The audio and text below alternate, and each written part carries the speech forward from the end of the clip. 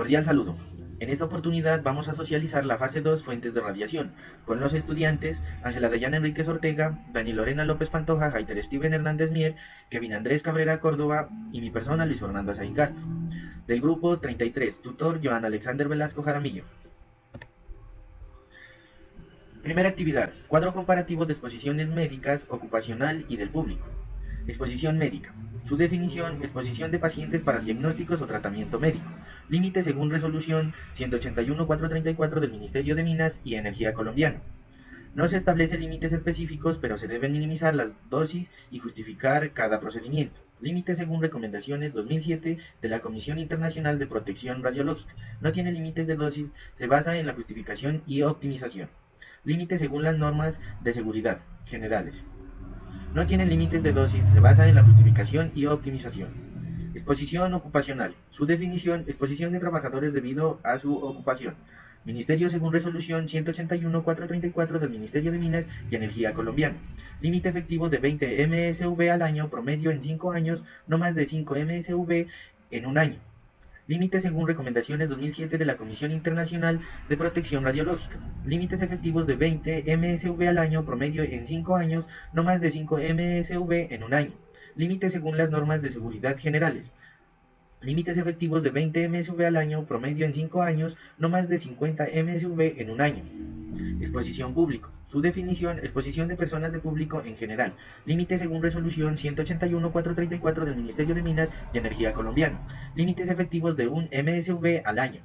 Límites según recomendaciones 2007 de la Comisión Internacional de Protección Radiológica. Límites efectivos de 1 MSV al año. Límites según normas de seguridad generales. Límites efectivos de 1 MSV al año. También tipos de fuentes de radiación. Primera, fuentes naturales. Radiación cósmica y solar, radiación proveniente del espacio. Aquí podemos visualizar una imagen. Elementos naturales radiactivos internos. Materiales radiactivos presentes en el cuerpo humano y en la naturaleza. Aquí también tenemos otra imagen. Gas radón. Emisión de radón presente en el suelo y en rocas. Aquí también tenemos otra imagen. También fuentes artificiales. Fuentes médicas como el equipo de rayos X, tomografía, medicina nuclear utilizados en diagnósticos médicos. También fuentes industriales. Instalaciones que manejan material radioactivo como centrales nucleares. Aquí tenemos una imagen. Instalaciones de radiación, construcciones o instalaciones en las que se alojan aceleradores de partículas, aparatos de rayos X o grandes fuentes radiactivas que se pueden producir intensos campos de radiación. También tenemos otra imagen. Fuentes de consumo. Artículos que pueden contener materiales radiactivos. También tenemos otra imagen. También tipos de radiación. Primera, radiación ionizante. Partículas alfa compuestas por núcleos de helio, 2 protones y 2 neutrones. Podemos visualizar acá. Tienen baja penetración, pueden ser detenidas por una hoja de papel. Aquí podemos visualizar la hoja de papel. Radiación beta. Compuesta por electrones o positrones, tienen una penetración mayor que radiación alfa, puede ser detenida por una lámina delgada de metal. Podemos visualizar, aquí está la radiación gamma. Compuesta por fotones de alta energía, tiene alta penetración, requiere materiales densos como plomo o concreto para sus atenciones. Miren, aquí también visualizamos la de metal. Rayos X, similar a la radiación de gamma, pero generalmente de menor energía. Actualmente generados artificialmente en equipos médicos. Por aquí visualizamos. También tipos de radiación. Segunda, radiación no ionizante, luz visible, parte del espectro electromagnético que podemos ver aquí. Microondas, utilizadas en comunicaciones y hornos microondas. Aquí podemos visualizar ondas de radio utilizadas en comunicaciones de radio y televisión. Aquí podemos visualizar. Infografía, equipos generadores de radiación ionizante. Primera, radiografía convencional de rayos X.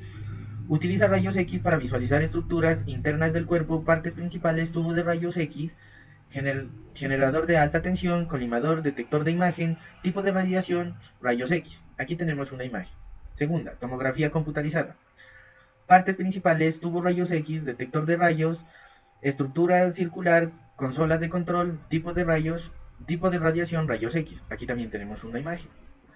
Tercera, mamografía. Partes principales, tubo de rayos X, compresor de mama, director de imagen, generador de alta tensión, tipo de radiación, rayos X. Aquí también podemos visualizar una imagen. Cuarta, fluoroscopia. Partes principales, tubo de rayos X, intensidad de imagen, monitor de mesa y exploración. Tipo de radiación, rayos X. Aquí también tenemos una imagen. Medición nuclear, gamma, cámara. Partes principales, detector de gamma, colimador, cristal de centello, fotomultiplicadores, tipo de radiación, rayo gamma. Referencias. Aquí tenemos otra. Buenas noches, mi nombre es Dani Lorena López, soy estudiante de la Tecnología en Radiología e Imágenes Diagnósticas. En este caso voy a desarrollar el punto 3 de la materia de radiobiología y radioprotección. La pregunta dice que cómo se producen los rayos X característicos y los rayos X de frenado. Bueno, miramos que los rayos X característicos son el resultado de la interacción entre los electrones acelerados y los átomos de material blanco. Los electrones de alta energía chocan con los átomos del material expulsado, electrones de capas internas, que generalmente es la capa K. Al generar esta expulsión, dejan un vacío en la capa interna que es rellenado por un electrón de una capa superior, como es la capa L o una capa M. La energía liberada en este proceso de salto emite en forma de rayos en fotón de rayos X. La energía de estos rayos pues depende de la diferencia de energía entre las capas electrónicas del material de blanco, lo que hace característico a cada elemento.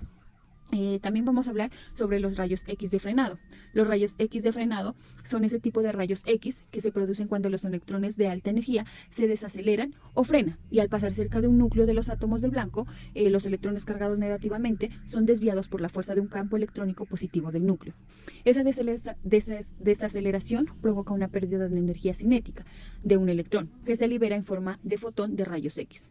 Los rayos X de frenado pueden tener una amplia gama de energías, dependiendo pues de la magnitud del frenado, lo que produce un espectro continuo. Ambos procesos son responsables de la emisión de los rayos X en los tubos utilizados como en la medicina, en la investigación y en las aplicaciones industriales. Vamos a hablar cómo se producen los rayos gamma. Los rayos gamma Y son radiaciones electromagnéticas que son de alta energía y se producen a un nivel nuclear, a diferencia de los rayos X que resultan de transmisiones electrónicas, ¿no? Los rayos gamma provienen de un proceso dentro del núcleo anatómico.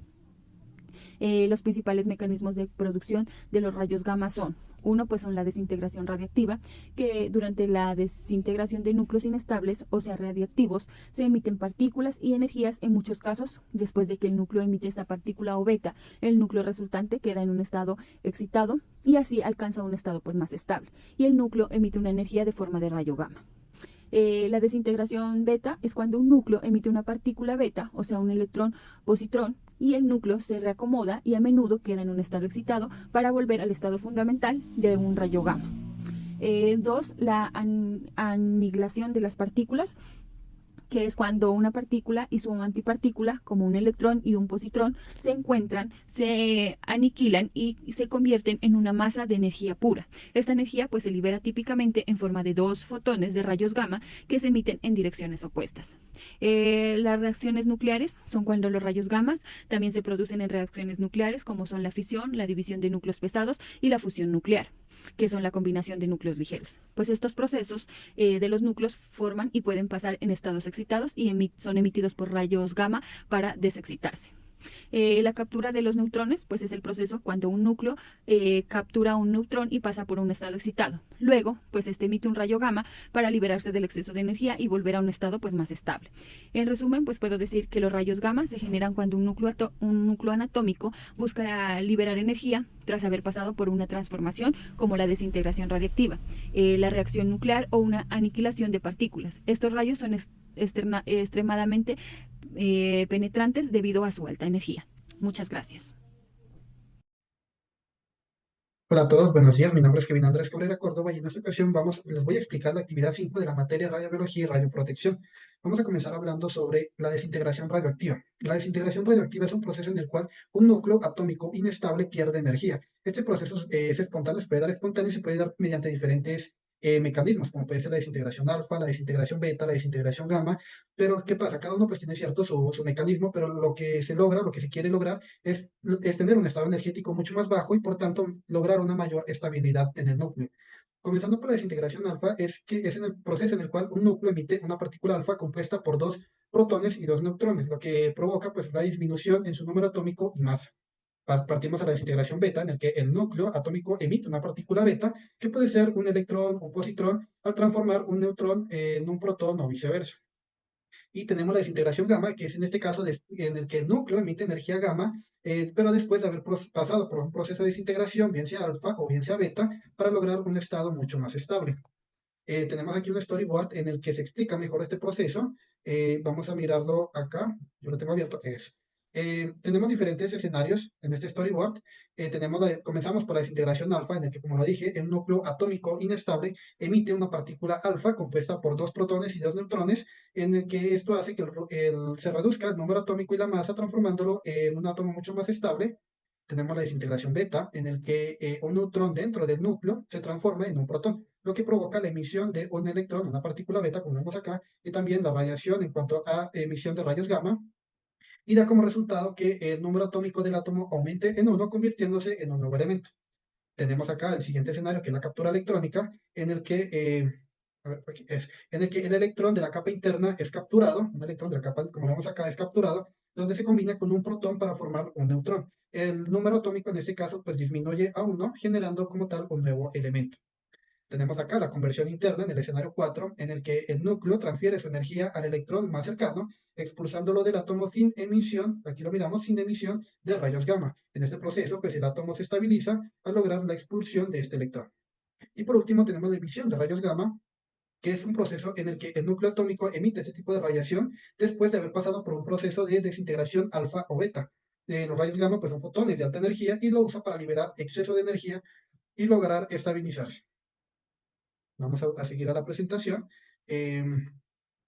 Vamos a seguir hablando en este caso de los tipos de radiación y energía. Tenemos aquí el tubo de rayos X usado en el diagnóstico médico, que emite un tipo de radiación de rayos X, que es radiación electromagnética.